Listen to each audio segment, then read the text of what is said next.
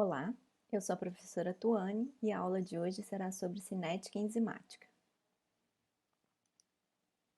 A cinética enzimática é o estudo da velocidade das reações catalisadas por enzimas. Nessa aula, a gente vai ter primeiro uma visão geral da cinética enzimática, em seguida a gente vai conhecer a cinética de enzimas micaelianas e depois de enzimas que são conhecidas como enzimas alostéricas. No estudo da cinética enzimática, a gente vai investigar a atividade dessa enzima e aí normalmente a gente trabalha em concentrações muito pequenas de enzima em relação às concentrações de substrato e a gente vai variar então essas concentrações de substrato. Quando a gente faz isso, a gente observa que aumentando a concentração de substrato, a gente aumenta a velocidade dessa reação. Então, se a gente pegar aqui, né, se a gente está vendo a produção, a formação de produto, é muito interessante em cinética enzimática. Ou você vai olhar o consumo do substrato, ou você vai olhar a formação, a geração, o aparecimento do produto. Na maior parte das vezes, essa é a estratégia implementada. Então, aqui a gente está monitorando a formação desse produto P ao longo do tempo. Se a gente comparar a curva 1 com a curva 4, onde teríamos então 4 vezes mais substrato nessa condição, no mesmo tempo, vamos supor que aqui seja o tempo de 10 minutos, eu tenho a formação maior de produto na curva 4 do que na curva 1. Então, isso significa que aqui a gente está levando durante o mesmo tempo, a gente está levando uma maior formação de produto. Isso porque a gente tem uma maior concentração de substrato. Isso faz sentido porque se a gente lembrar como a gente calcula a velocidade, né, nesse caso, numa reação com um substrato só, a velocidade ela vai depender diretamente da concentração de substrato. Então, se eu aumento a concentração de substrato, eu aumento essa velocidade. Então, isso é uma das primeiras coisas, na verdade, que foram observadas, né, quando esse estudo da cinética enzimática começou. E uma outra coisa interessante é que em todas as curvas, né, embora a gente tenha uma quantidade de produto diferente em cada uma dessas curvas, né, sendo formada ao longo desse tempo, todas elas têm o mesmo formato, né? Então a gente tem um aumento bastante linear, né, proporcional entre o tempo e a formação desse produto. A gente consegue traçar uma reta aqui no início, mas depois essa reta, na verdade, né, essa curva vai sofrendo uma mudança, né, alterações na sua inclinação, até que a gente chega no que a gente chama de platô, né? A gente tem variações no tempo, no entanto, a gente não tem variações na quantidade de produto que está sendo formado. Isso significa que a nossa reação, que aqui começou com 100% de substrato, agora alcançou o equilíbrio químico, né? Então, lembrando que no equilíbrio a gente vai ter a velocidade de formação de produtos igual à velocidade de formação de reagentes e a gente vai ter as concentrações de produtos e substratos referentes à constante de equilíbrio para essa reação, para essas moléculas. Então, aqui a gente tem uma abordagem bastante interessante para comparar essas velocidades. No entanto, por conta dessas diferenças de inclinação que a gente vai vendo em momentos diferentes dessas curvas, fica complicado assim você fazer uma avaliação comparativa, né?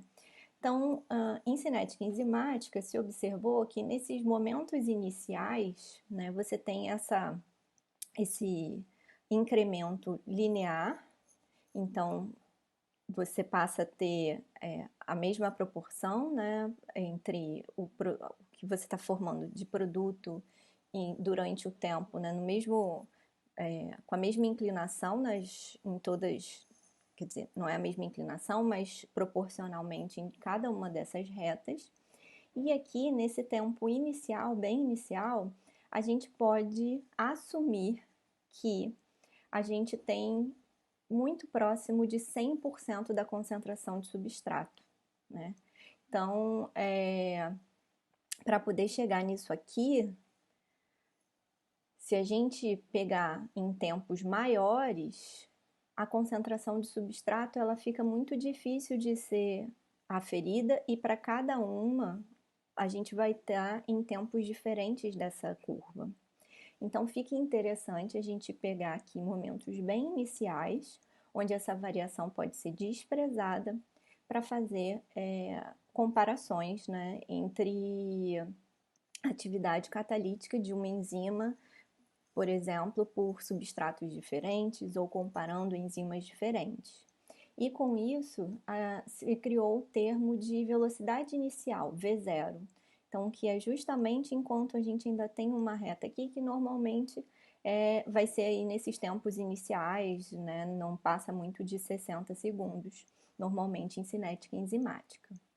Então, você pegando o V0 de cada uma dessas curvas, você passa a construir um gráfico desse tipo, onde no eixo Y a gente tem a velocidade inicial de cada um daqueles pontos, porque a gente está plotando a velocidade inicial pela concentração de substrato. Então é como se a gente pegasse, né, cada um desses V0s, que tem concentrações de substratos diferentes, e colocasse aqui nessa curva.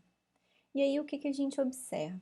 Né? A gente passa a ter uma curva que tem mais ou menos o mesmo formato, né, matemático, mas a gente tem... mas isso eles querem dizer outra coisa, né? O significado é outro.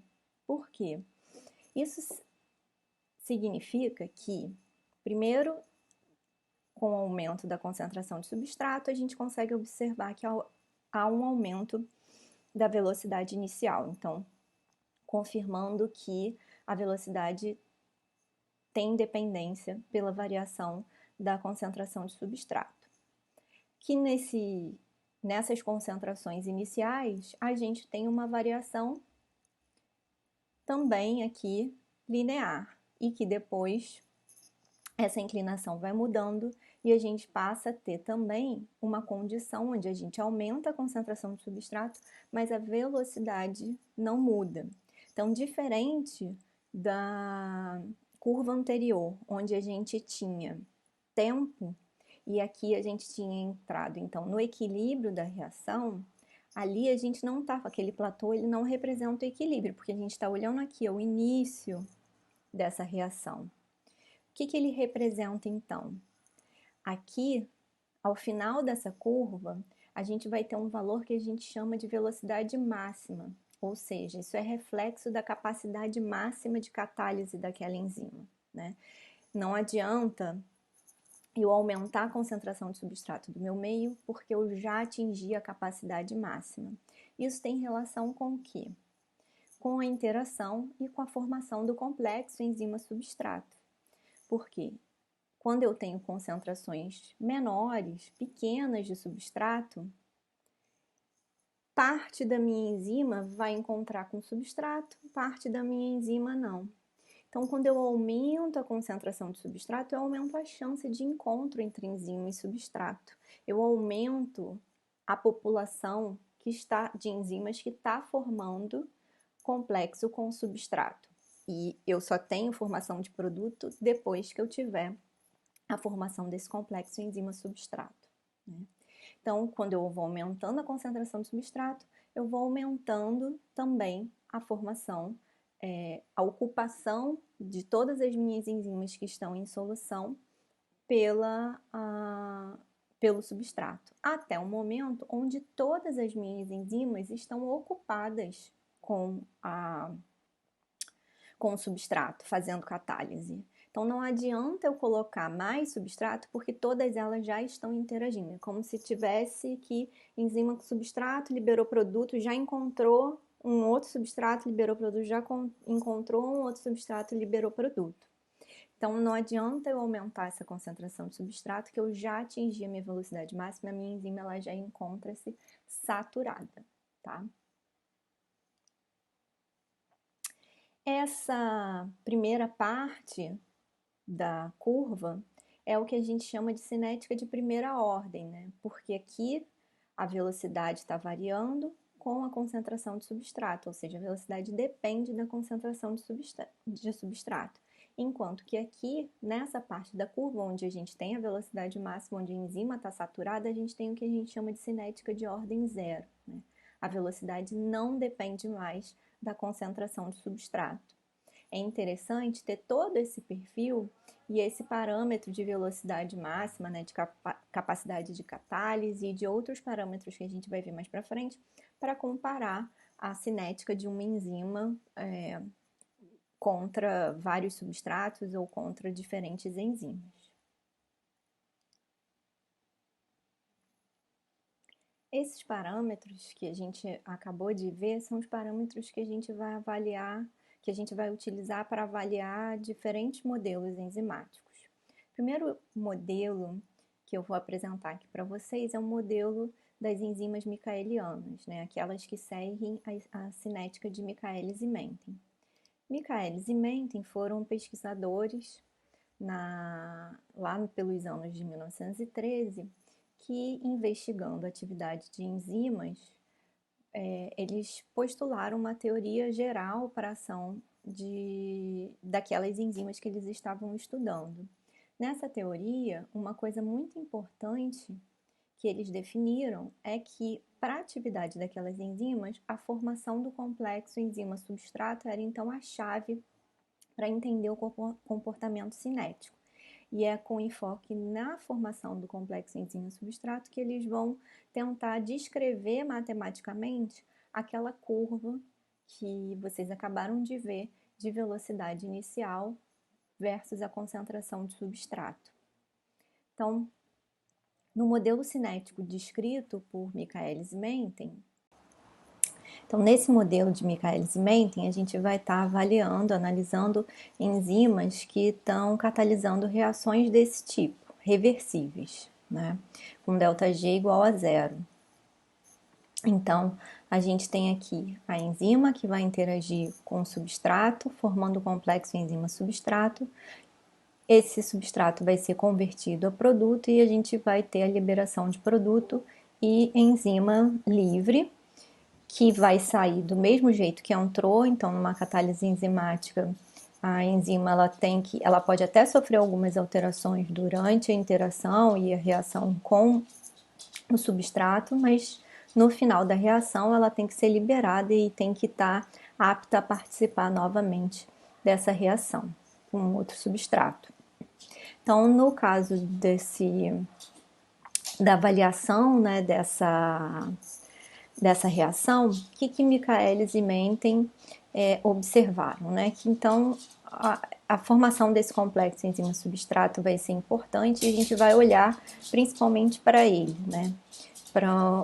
Para condições em que esse complexo enzima e substrato está sendo formado, e é a partir dele que a gente vai ter então a etapa, que é essa segunda etapa, que a gente vai chamar de etapa limitante. Então, a etapa limitante porque é aquela que vai ser a mais lenta, né? Então, eles quando fizeram esse modelo, eles postularam que essa etapa então seria a mais lenta, porque interagir com o substrato seria então relativamente fácil. O que seria, entre aspas, difícil seria converter substrato em produto e liberar esse produto. E no caso da etapa inicial, ela seria uma etapa rápida, portanto irreversível, e estaria relacionado então com a interação e afinidade dessa enzima por esse substrato. Como vocês viram, né, a gente, naquele gráfico de velocidade inicial versus concentração de substrato, a gente está trabalhando com tempos muito iniciais, o que significa que Durante essa análise, a gente poderia então simplificar essa conversa, eliminando essa componente de conversão de produto de volta para o complexo enzima-substrato, uma vez que eu ainda tenho quantidades insignificantes de produto para ter essa reversão acontecendo. Então, Michaelis e Menten, para simplificar, estão considerando somente K1 e K2, que estão relacionados, né, nesse sentido da reação, e K-1, que seria então uma constante de velocidade relacionada com a decomposição do complexo enzima-substrato em substrato mais enzima. E aí, eles vão fazer uma série de relações matemáticas entre as para encontrar a velocidade dessa reação, levando em consideração essas constantes de velocidade, mas eu não vou mostrar aqui, vocês não é que seja muito complexo, não é, mas vocês conseguem acompanhar isso no livro. E para simplificar por uma questão de tempo, eu não vou mostrar essas reações aqui para vocês.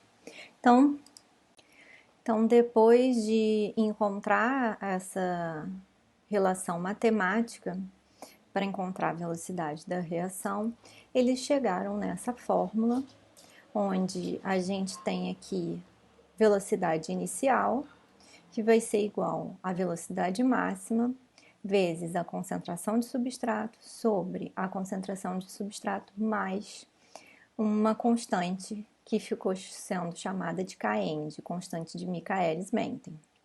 Então, a gente vai falar um pouquinho mais para frente sobre esse Km, mas essa fórmula aqui, ela vai ser importante e vai poder ser usada para fitar valores experimentais que apresentam esse tipo de curva, como a gente está observando aqui, né? A gente já descreveu essa curva anteriormente e a gente pode então definir aqui, por esse tipo de gráfico, os valores de velocidade máxima, que estão aqui nessa equação, e os valores, a gente pode encontrar também o valor de Km, né?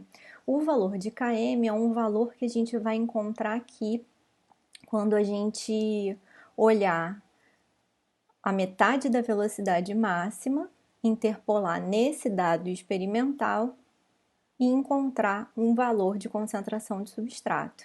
Esse valor vai ser igual ao valor do Km. E isso a gente pode ver matematicamente, né? Se a gente substituir nessa forma V0 por metade da velocidade máxima, a gente vai ver que o valor de Km vai ser igual à concentração de substrato. Isso vai ser importante porque vai ser com essa constante que a gente vai poder comparar parâmetros de uma cinética enzimática de uma enzima com vários substratos ou entre várias enzimas. Então, esse valor de Km vai ser um valor importante porque ele reflete quando 50% dos sítios ativos, né, ou seja, 50% das enzimas na minha solução estão ocupados pelo substrato, enquanto que na velocidade máxima 100% está ocupado. Então, se eu tiver uma variação, né, por exemplo, entre um substrato A e um substrato B, esse valor de Km pode me refletir, pode me dar ideia sobre a afinidade, né, dessa enzima por esses substratos. Isso por quê? Porque lembrando aqui de novo da nossa equação, tendo o complexo enzima-substrato, então, como chave principal e central, né, essas constantes K1, K2 e K-1, né, K2 e K-1 estão relacionadas às etapas de decomposição do complexo enzima-substrato, enquanto que K1 de formação, de composição desse complexo enzima-substrato. E o Km, ele é nada mais, nada menos do que uma relação entre essas constantes, né? Então, ele não é ele tá refletindo esse conjunto de constantes que estão relacionadas com composição e decomposição do complexo enzima-substrato, ou seja, ele dá ideia para a gente sobre a afinidade da enzima pelo substrato, né? Ele não é exatamente a constante de dissociação, a constante de dissociação seria uma relação aqui só dessa primeira etapa, né? O KM ele é uma função mais complexa porque ele leva em consideração a etapa aqui de formação e liberação do produto também, mas ele dá uma ideia para a gente sobre afinidade. Então, enzimas com alto valor de Km vão ter baixa afinidade por aquele substrato, enquanto que enzimas com baixo valor de Km vão ter alta afinidade pelo substrato. Se a gente olhar aqui, voltar aqui nessa curva, isso fica claro, né? Se a gente tem aqui, vamos supor, uma curva da enzima para um substrato A,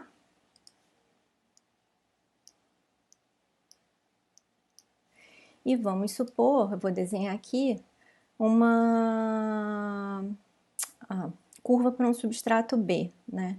Se eu tiver aqui uma coisa desse tipo,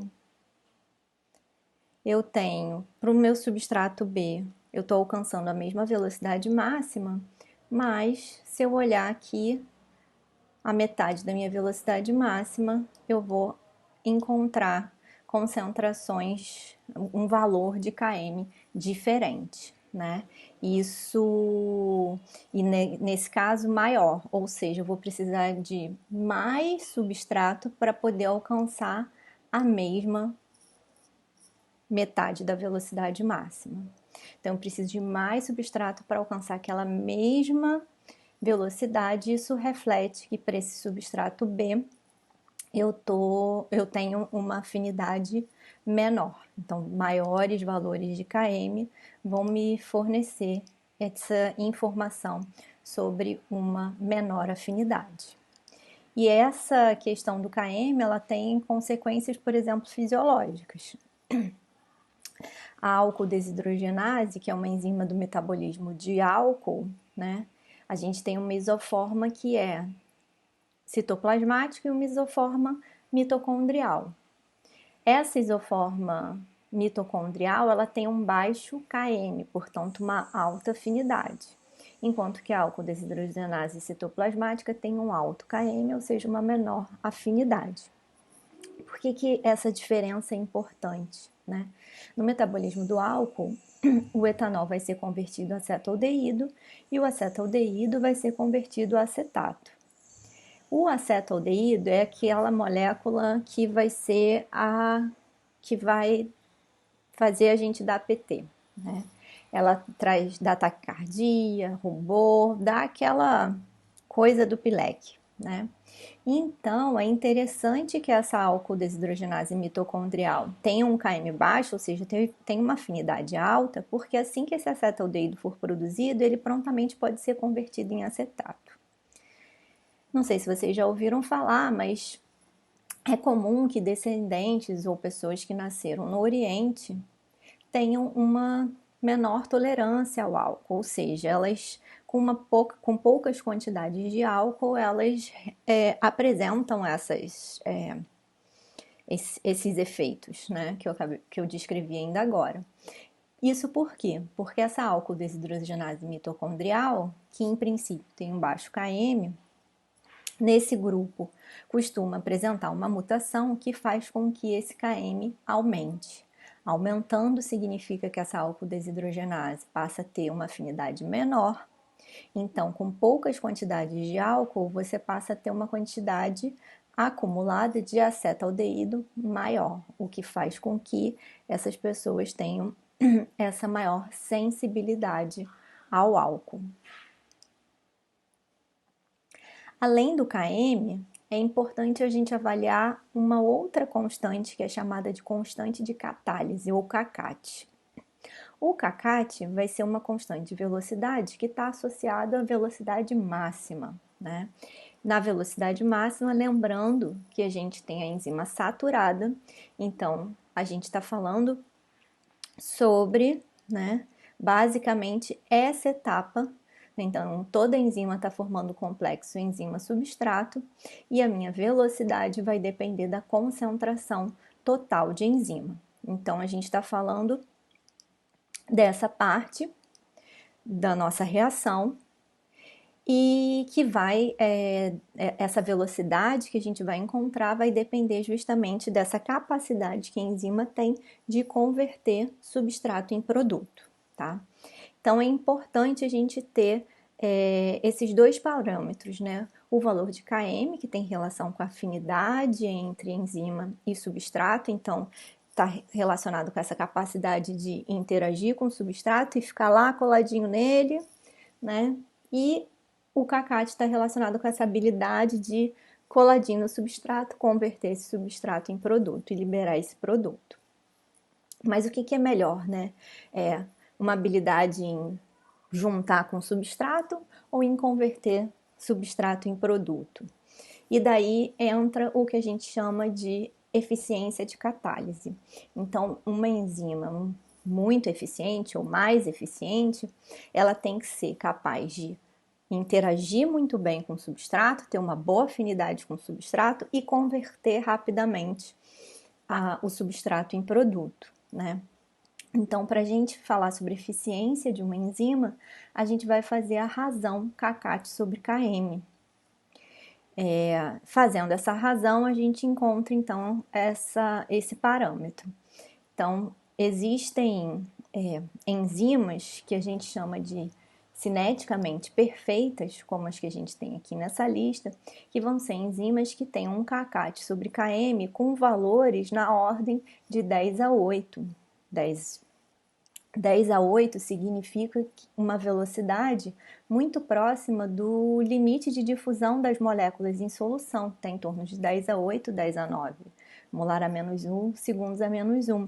Então, isso significa que essas enzimas, elas têm uma afinidade, uma capacidade catalítica tão boa que elas, encontrando com o substrato, e o tempo que vai limitar isso é só o de difusão dessas moléculas em solução, mas uma vez encontrando com o substrato, ela prontamente interage e catalisa. Então, são enzimas com uma eficiência bastante grande. Então, a eficiência de catálise vai servir, por exemplo, aqui para a gente comparar a eficiência catalítica de uma enzima pelo substrato A, substrato B e substrato C, né? Se a gente olhar aqui, o valor de Km, né? O menor valor de Km é para o substrato B, ou seja, o substrato B é o que apresenta maior afinidade para essa enzima. No entanto, se a gente olhar o kcat, o maior kcat é o do substrato C, né? E fazendo a razão kcat sobre Km, o maior valor é do substrato C, ou seja, embora ele não tenha uma afinidade, né, tão grande quanto a do substrato B, a enzima mostra uma eficiência, né, catalítica maior, porque a capacidade de catálise de converter o substrato C em produto, ela faz isso de uma maneira mais veloz do que com o substrato B, embora ela interaja melhor com o substrato B, tem uma afinidade maior pelo substrato B. Então, essa eficiência catalítica vai ser importante para a gente comparar também, né? Não só entre substratos, mas também entre enzimas. Então, Km, kcat e essa relação kcat sobre Km vão ser parâmetros cinéticos importantes no estudo das enzimas. Aquele gráfico que a gente viu lá no início, ele pode ser convertido em outras maneiras de se olhar. Por exemplo, o gráfico que a gente chama de duplo recíproco, né, que é transformar aquela equação de Michaelis-Menten numa equação da reta, né? Então você converte V0 para 1 sobre V0. A equação da reta, né, seria y igual a x mais b, então nosso y vai passar para 1 sobre v0, nosso b vai ser 1 sobre a velocidade máxima, enquanto que o nosso componente AX, né, vai ser km sobre a velocidade máxima vezes a concentração de substrato. Então, invertendo aqui essa equação, a gente consegue também inverter aqui no nosso gráfico. Então, V0 vai passar a ser 1 sobre V0, concentração de substrato vai passar a ser 1 sobre concentração de substrato, e aquele gráfico que a gente tinha, né, uma hipérbole, vai passar a ser uma reta. E uma reta é muito mais fácil da gente analisar do que uma hipérbole, né? Então, isso vai fazer com que a gente consiga visualizar melhor esses dados, esses parâmetros de velocidade máxima, uma vez que quando essa reta cruzar o eixo y, a gente tenha o valor de 1 sobre a velocidade máxima, e quando essa reta cruzar o eixo x, a gente vai ter o valor de menos 1 sobre km. A inclinação dessa reta vai nos dar o valor de km sobre velocidade máxima. Então, fica muito mais fácil da gente avaliar dessa maneira, e vocês vão ver em vários estudos sobre enzimas esse gráfico de duplo recíproco sendo utilizado principalmente em estudos que envolvem inibidores dessas enzimas. Essas enzimas micaelianas estão catalisando reações que estão no equilíbrio, né? São reações reversíveis. A lei de ação das massas vai, se eu aumento um substrato, se eu estou indo de A para B ou B para A, se eu aumento A, eu jogo a minha reação para a formação de B, se eu aumento B, eu jogo a minha formação para a formação de A.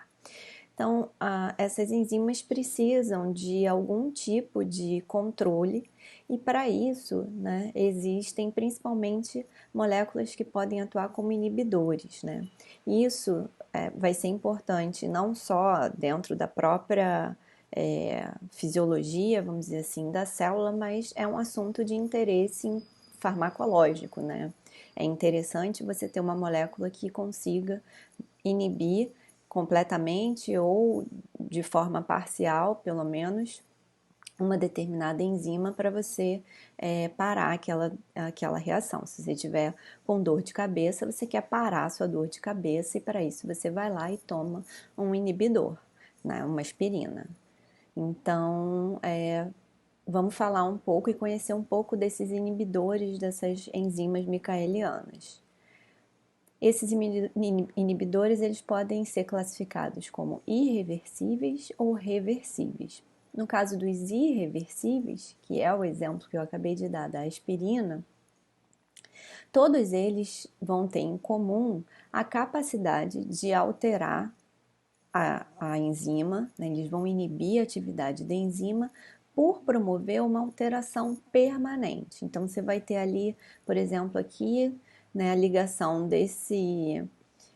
dessa molécula, né, de forma covalente na enzima ciclooxigenase, que vai fazer com que ela fique permanentemente inativa. Uma enzima, quando ela sai de uma reação, ela tem que sair da mesma forma que ela entrou, sem nenhuma alteração, né? Durante o processo de conversão de substrato em produto, algumas alterações, incluindo aí algumas ligações covalentes, podem até acontecer, mas depois, né, ao liberar produto, a enzima ela tem que voltar a ser quem ela era para continuar catalisando reação, né? No caso dos inibidores irreversíveis, a gente não vai ter esse retorno acontecendo, a enzima vai ficar permanentemente inativa.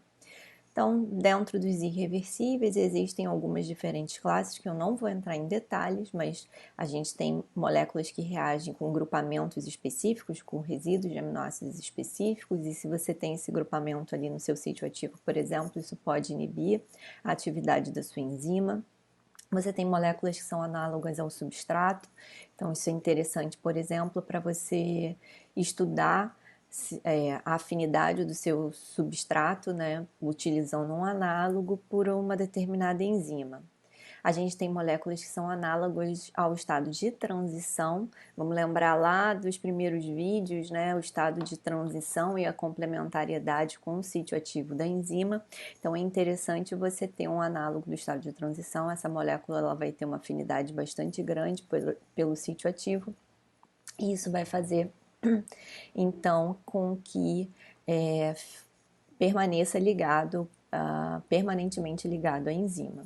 E a gente tem o que é chamado de inibidores suicidas, que são inibidores que, na verdade, eles, né, vão interagir com a enzima, mas vão sofrer uma modificação que é mediada pela atividade catalítica da enzima, e isso vai provocar a alteração permanente dela. Então, é por conta da sua própria atividade catalítica que ela vai induzir essa alteração permanente. No caso dos inibidores reversíveis, a gente tem inibidores que vão interagir com o sítio ativo da enzima, então eles vão competir com o substrato por essa ligação, então são os inibidores competitivos.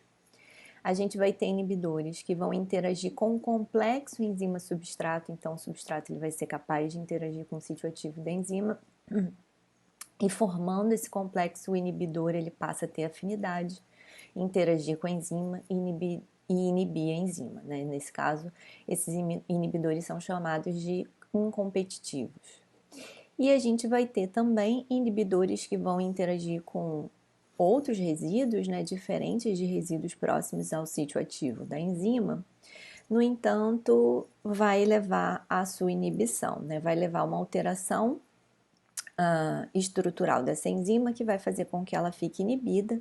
O substrato ele é capaz de interagir com o sítio ativo, no entanto, apesar de estar interagindo, não existe a sua conversão a produto enquanto o inibidor estiver ligado. Então, esse inibidor ele é capaz de ligar tanto na enzima sozinha quanto no complexo enzima-substrato. Então, o Leininger ele vai chamar esse tipo de inibição de mista, né? E também de não competitiva, né? Na verdade, a diferença entre mista e não competitiva vai depender de alguns parâmetros cinéticos, que vai ficar mais claro mais para frente quando a gente apresentar em detalhes esses inibidores. Mas muito cuidado quando vocês estiverem consultando esses livros por conta dessas terminologias, né? O Strayer, por exemplo, e outros livros de bioquímica só descrevem nesse tipo de inibição o tipo de inibição não competitiva. Então, no caso dos inibidores competitivos, né, o nome já diz, ele vai competir com o substrato pelo sítio ativo da enzima, então a enzima ou está ligada ao substrato ou está ligada ao inibidor, né? Então, a gente vai ter parte dessas enzimas sendo desviadas para essa reação aqui de interação com o inibidor, formando um complexo com esse inibidor, tá? Também aqui uma reação reversível, né, é um inibidor reversível, e, portanto, a gente tem aqui uma constante velocidade, uma afinidade com esse inibidor. Então, todos os parâmetros cinéticos, né, que podem ser alterados na presença desse inibidor vão ser alterados de acordo com a concentração do inibidor e com essa afinidade, né, com essa constante velocidade da reação de ligação enzima inibidor. Então, isso significa que a gente vai ter uma variação que a gente está aqui chamando de alfa, tá? Então, se a gente pensar em quais parâmetros cinéticos, né, das enzimas micaelianas estariam sendo alterados na presença desse tipo de inibidor, a gente vai conseguir entender quem que vai estar tendo uma variação multiplicada por esse valor, né? Então, se a gente pensar em que parâmetros cinéticos, né? A gente pode pensar aí no valor de Km e no valor de velocidade máxima, né? São os dois parâmetros cinéticos que a gente vai avaliar naquela curva de V0 versus a concentração de substrato. Então, se a gente pensar primeiro, né, em V máximo, será que eu consigo, na presença do inibidor, atingir o mesmo valor de velocidade máxima? Nesse caso, eu consigo. Por quê? Vamos lembrar que a velocidade máxima, ela é calculada, né, quando a gente tem toda a enzima ocupada com o substrato, né, toda a enzima saturada com o substrato. E aí eu atinjo a velocidade máxima da minha reação. Na presença do inibidor, Tuane, eu não vou ter toda a enzima ocupada. Parte dessa enzima vai estar interagindo com o inibidor, certo? Mas se eu aumento muito a concentração de substrato, se eu colocar mais substrato do que eu colocaria numa reação não inibida, eu vou chegar a um momento onde eu vou aumentando essa concentração de substrato e jogar essa reação para cá e não para cá, uma vez que eles competem pelo mesmo sítio. Então, com muito substrato, eu aumento a chance de eu ter 100% da minha enzima ligada ao substrato, alcançando, portanto, a velocidade máxima, né? Contudo, se a gente pensar em concentrações menores, parte dessa enzima vai estar ligada ao substrato e parte vai estar ligada ao inibidor. Então, eu vou estar atingindo velocidades menores, né, com baixas concentrações de substrato. Então, isso vai me dar um valor aparente de Km maior, ou seja, como se ela tivesse uma menor afinidade, né? É como se a enzima ela tivesse ali, né, na dúvida, interage com o inibidor ou interage com o substrato. Então, como uma parte está com o inibidor, outra parte está com o substrato, é como se eu tivesse ali menos enzima disponível convertendo. Então, é como se ele tivesse ali na dúvida de com quem interagir e tivesse perdido então aquela afinidade pelo substrato, né? Mas, de novo, esses são valores aparentes, né, na presença do inibidor. Então, isso significa que quem vai estar variando aqui, nessa variação alfa, vai ser o meu valor de Km, né? Isso fica claro quando a gente compara essas curvas. Então, com o aumento das concentrações de substrato, eu atinjo a velocidade máxima. Se a gente comparar a curva verde com a curva laranja, eu vou precisar de uma concentração maior de substrato para atingir essa velocidade máxima. Mas eu consigo deslocar a interação do inibidor pela enzima. Se a gente olhar então, se para cada curva é a mesma velocidade máxima, é a mesma metade da velocidade máxima. E com isso, a gente vai ter valores de Km maiores com o aumento da concentração do inibidor, isso significa que aparentemente a minha afinidade estará menor. Então, se a gente olhar o duplo recíproco para essas curvas de inibidores competitivos, a gente vai ter a variação alfa ali no nosso Km, a gente vai ter então variação aqui onde a reta corta, né, o eixo x, que é menos 1 sobre km, então agora eu vou ter menos 1 sobre alfa km. No entanto, a minha velocidade máxima não muda, então eu vou ter cada uma dessas retas, que tem diferentes concentrações de inibidor, cruzando no mesmo ponto, no eixo y. Então, esse tipo de curva é uma curva característica de um inibidor competitivo. No caso de uma inibição incompetitiva, o inibidor ele vai interagir com o complexo enzima-substrato. Então, ele não interage com a enzima sozinha, mas a enzima interagir com o substrato que ele passa a interagir, né?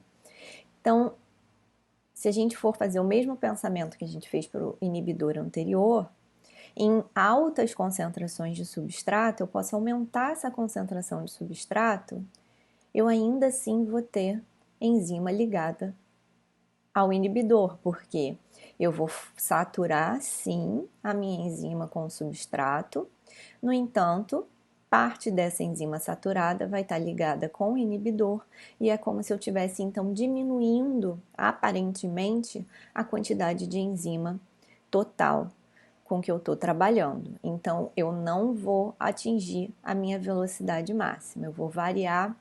Nesse caso aqui, a gente está chamando essa constante de inibição de K', então eu vou variar um alfa', tá? Sendo que eu não estou mexendo com essa interação aqui com o substrato, tá? Então, o que vai acontecer com o valor de Km, né? Quando a gente olhar essas curvas, né? Na ausência de inibidor, eu atingi essa velocidade máxima aqui. Com essa determinada concentração de inibidor, eu vou atingir agora essa outra velocidade máxima, uma velocidade máxima menor, tá?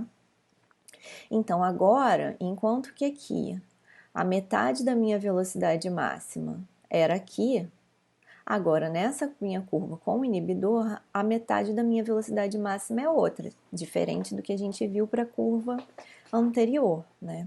Então, o meu valor de Km para enzima não inibida e para essa enzima inibida vai ser diferente. Mas essa diferença, né, essa variação, né, mas Tuane, eu não estou atrapalhando a interação do inibidor, não, desculpa, não estou atrapalhando a interação do substrato com a enzima. Por que eu estaria mexendo num parâmetro que indica afinidade? Né? Porque aqui é uma questão matemática, né? Se a minha velocidade máxima diminuiu, a metade da minha velocidade máxima também vai diminuir. E só que essa diminuição ela vai ser proporcional a essa variação matemática. Então, quando a gente olhar o gráfico, né, de duplo recíproco, por exemplo, isso vai ficar bem aparente. Por quê? Agora, as nossas retas, né, com o aumento da concentração de substrato, elas vão cruzar em pontos diferentes no eixo Y, a gente vai ter essa variação alfa-linha, mas eu também vou ter essa variação alfa-linha proporcional no meu valor de km, porque se eu diminuir ali 2 vezes a minha velocidade máxima, eu vou diminuir 2 vezes a minha velocidade, a metade da minha velocidade máxima. Se eu não estou, na verdade, alterando aquele parâmetro de interação, eu vou reduzir por também 2 vezes aquele valor por uma questão matemática, né? E por isso, o coeficiente angular dessas retas, ele vai ser igual, né? Porque a gente vai ter aí uma variação desses valores proporcional à variação desses valores aqui. Então, o coeficiente angular de cada uma dessas retas vai ser semelhante, tá?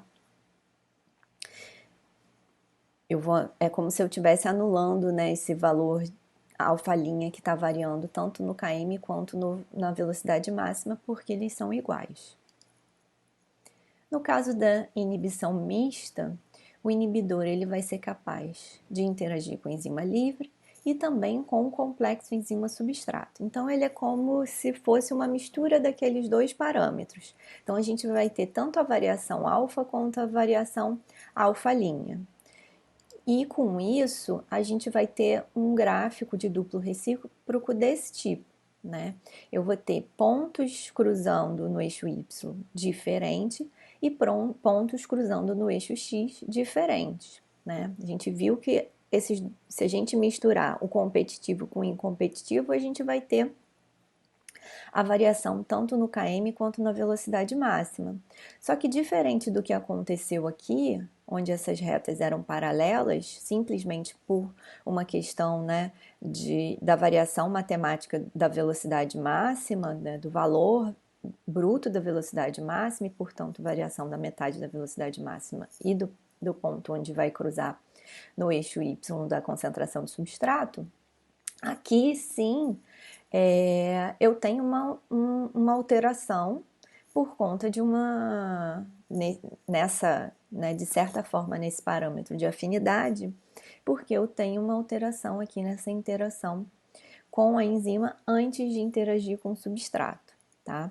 Então, isso vai fazer com que essas retas, elas não tenham o mesmo coeficiente angular. Então, eu vou ter uma variação alfa-linha aqui na minha velocidade máxima, eu vou ter uma variação alfa-linha e alfa no meu km, e eu vou ter uma variação alfa no meu km nesse meu coeficiente angular, tá? Então, tudo aqui vai estar mudando, e essa vai ser como vai ser caracterizado o inibidor misto, tá? No caso do não competitivo, ele tem esse mesmo layout, né? Essa capacidade de interagir tanto com a enzima livre quanto com o complexo enzima-substrato. Só que se a gente olhar os valores de KI e de KI', são valores iguais, né? Então, isso é raro de acontecer, porque muito provavelmente, né, na maior parte das vezes, você vai ter afinidades do inibidor relativamente diferentes entre enzima livre e enzima substrato, mas matematicamente isso é possível e é possível também, embora seja mais raro de observar isso acontecendo na natureza. Então, se esses valores aqui são iguais, isso vai fazer com que eu não atinja a minha velocidade máxima, mas quando eu for olhar a metade da minha velocidade máxima para cada uma dessas curvas e interpolar no meu eixo X, eu vou encontrar o mesmo valor de km, né?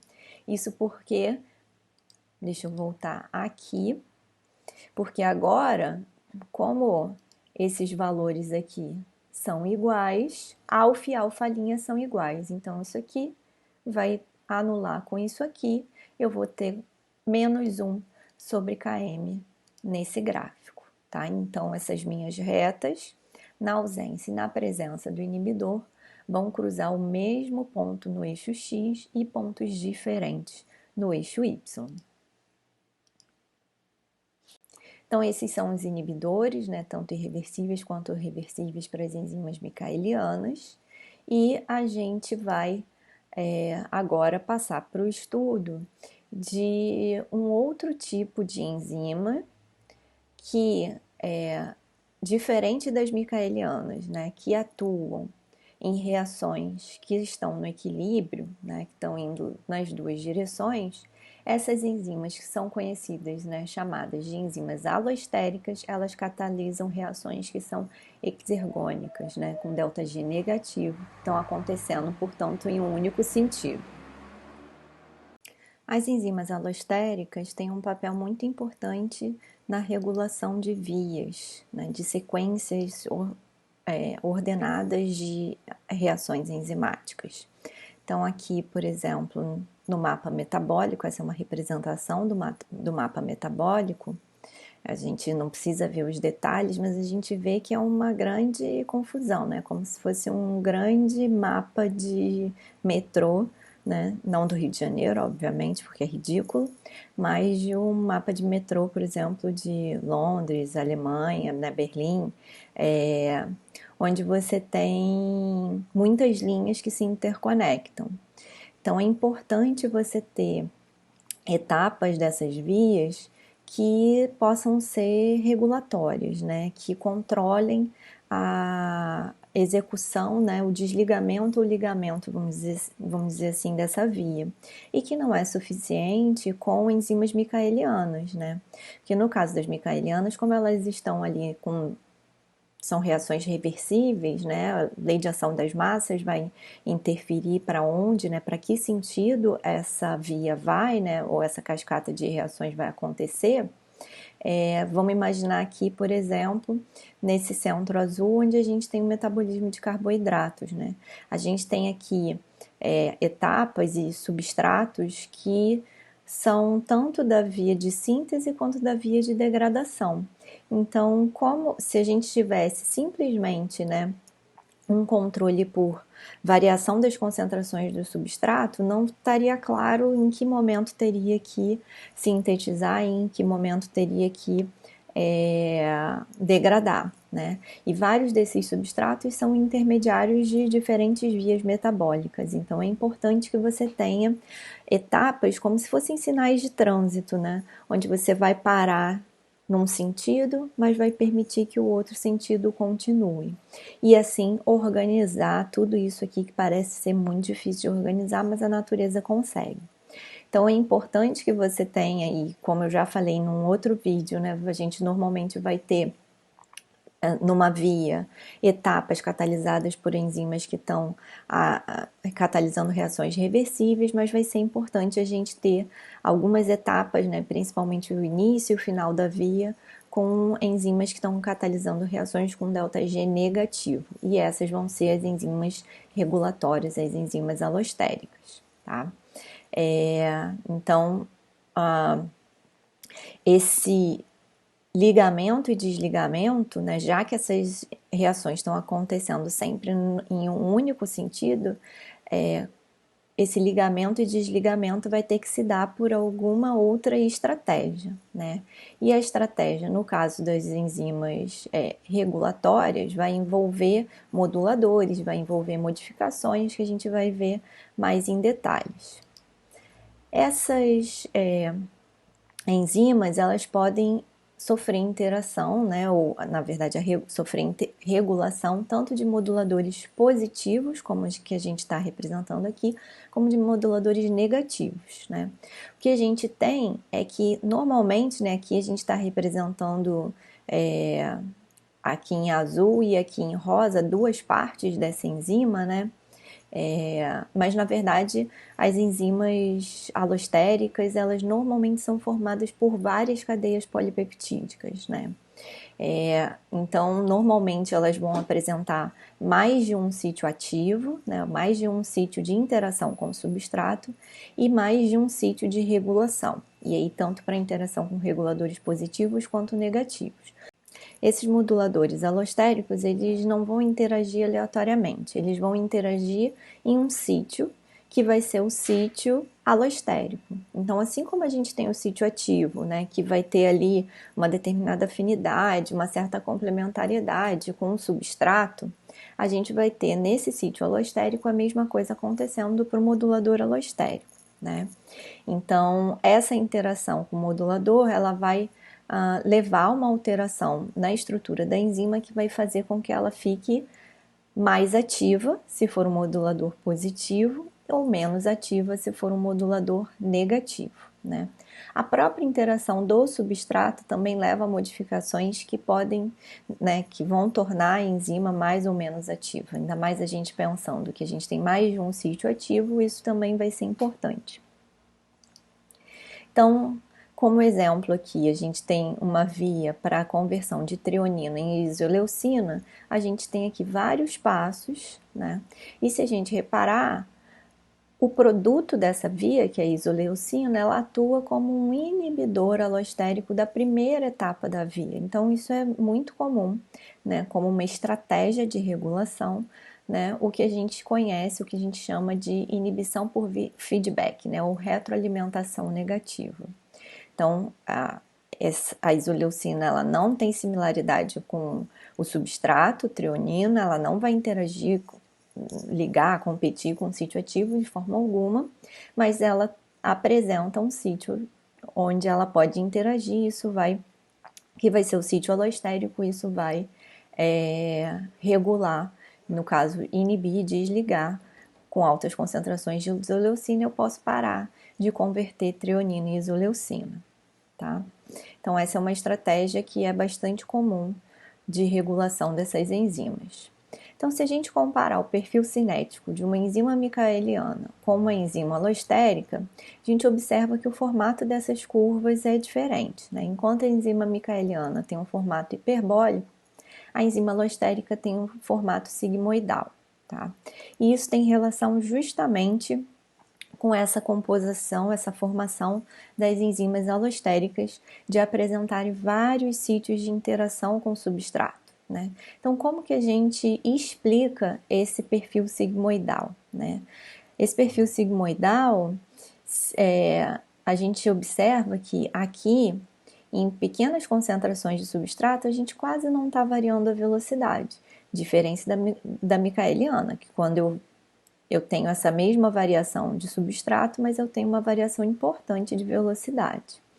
Na enzima alostérica, só a partir de uma determinada concentração de substrato é que eu começo a variar bastante essa velocidade e depois as duas chegam ali num platô quando essas enzimas estão saturadas, né? A velocidade máxima dessas enzimas, tanto micaelianas quanto alostéricas. Então, o que vai explicar essa forma sigmoide? Né? Para explicar essa forma sigmoide, eu vou voltar na verdade, em duas proteínas, né, que foram originalmente utilizadas para entender esse perfil sigmoidal, tá? Que são a mioglobina, que está representada aqui em vermelho, e a hemoglobina, que está representada aqui em azul.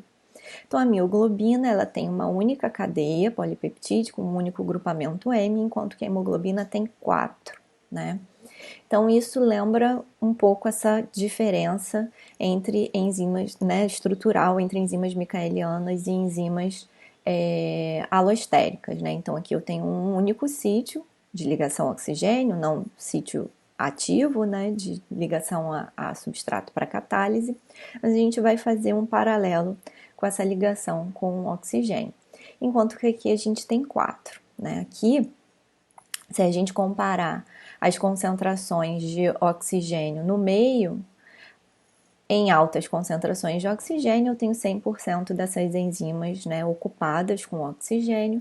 No entanto, quando eu venho para pressões mais baixas de oxigênio, eu vejo que existe uma diferença importante, né? O perfil da hemoglobina se assemelha ao perfil das micaelianas, da hemoglobina das alostéricas. A hemoglobina, ela é considerada, por conta desse perfil cinético, como uma enzima honorária, né? Ela não é uma enzima, mas tem esse perfil cinético semelhante de ligação, de interação com oxigênio. Então, aqui em pequenas concentrações de oxigênio, eu não estou variando tanto na hemoglobina, mas estou variando bastante na mioglobina. Ah, Tuane, mas é porque aqui você tem 4 sítios para ligar o oxigênio e aqui você tem um em cada uma. Então, ela vai saturar antes. Não, não é isso. Não é uma questão simplesmente de quando satura, né? Porque o perfil poderia ser sigmoidal, só que uma curva mais deslocada para a direita, o que não é o caso.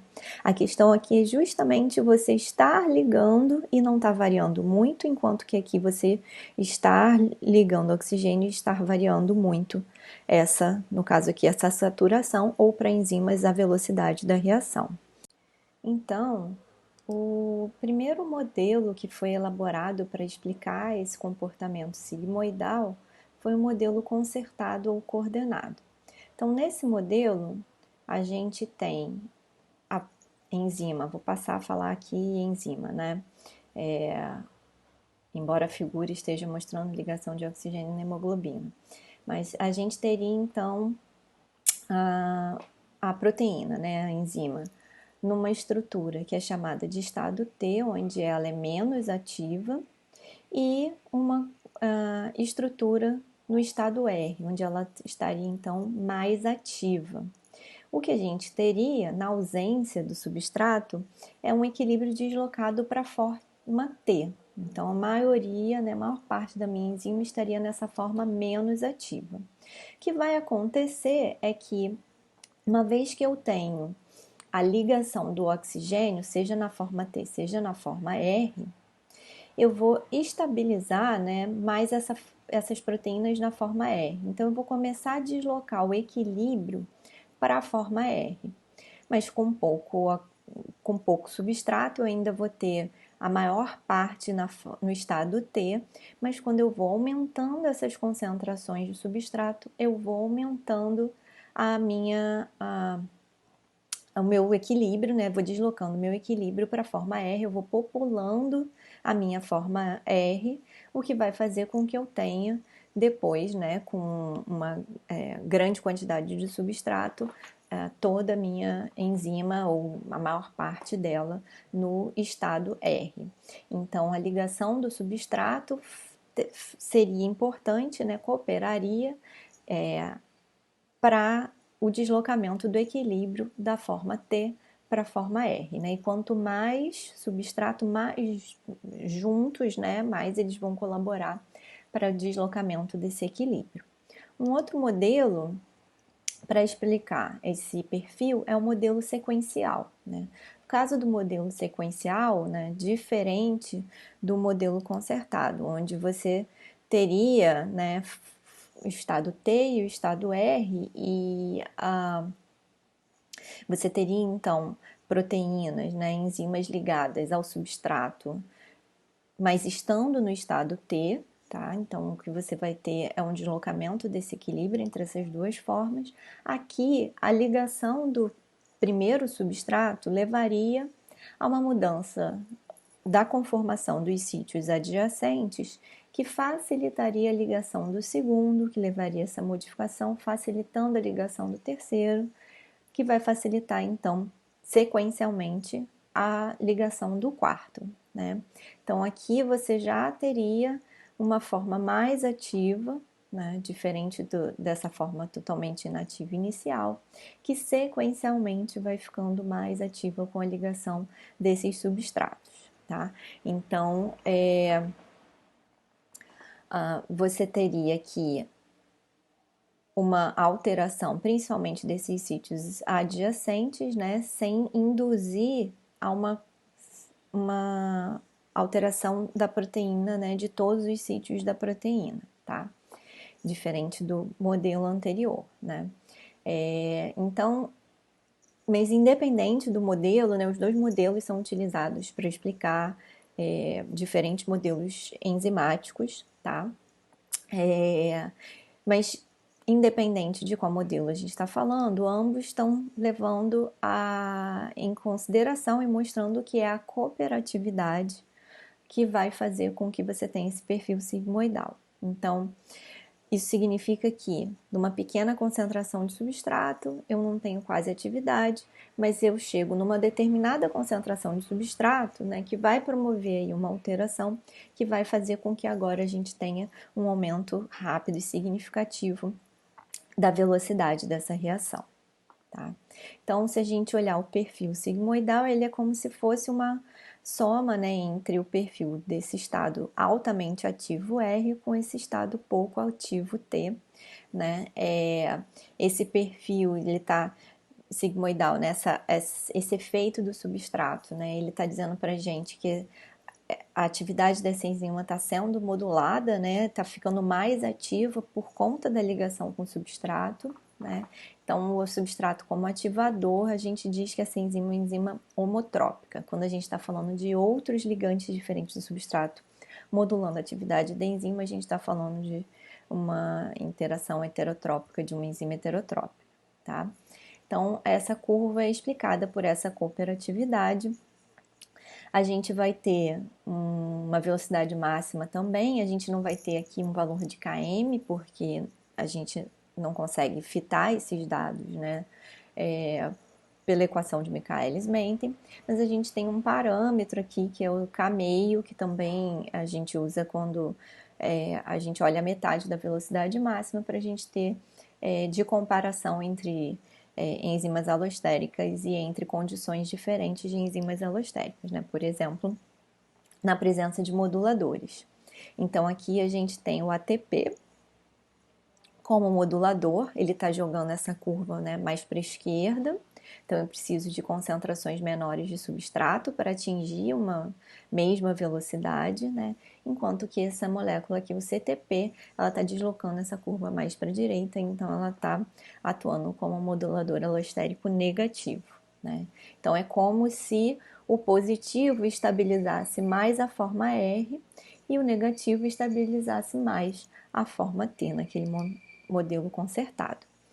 As enzimas regulatórias, então, vão ser moduladas por esses moduladores alostéricos, mas também por outras estratégias de regulação.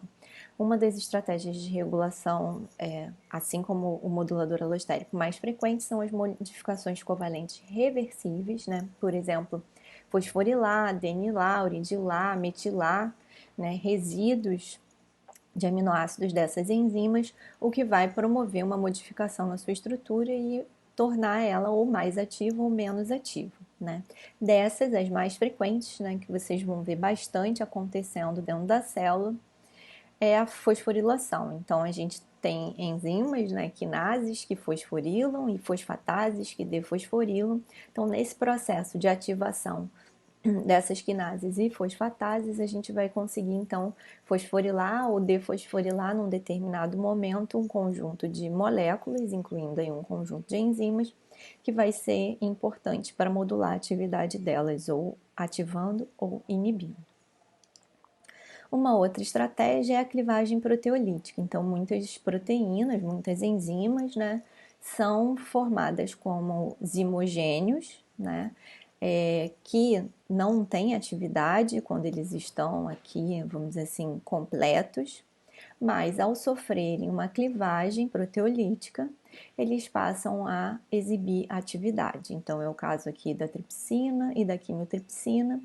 Ambas são produzidas como zimogênios que sofrem clivagens, né, por outras proteases, gerando então fragmentos, né, cadeias polipeptídicas, né, que vai ser da tripsina ativa e aqui da quimiotripsina ativa, que vão desempenhar as suas funções. Isso é muito interessante, principalmente para enzimas proteolíticas, Se a gente pensar do sistema digestório, né, como está exemplificado aqui, é interessante que elas sejam produzidas, né, e não estejam ativas, porque senão elas vão degradar as células que estão produzindo essas moléculas, e sim que elas sofram essa clivagem e passem a ficar ativas somente ali no lugar onde elas vão atuar. Sendo que, diferente das modificações anteriores, né, a clivagem proteolítica ela é irreversível. A gente não vai ter um mecanismo para religar esses fragmentos e inibir essa atividade.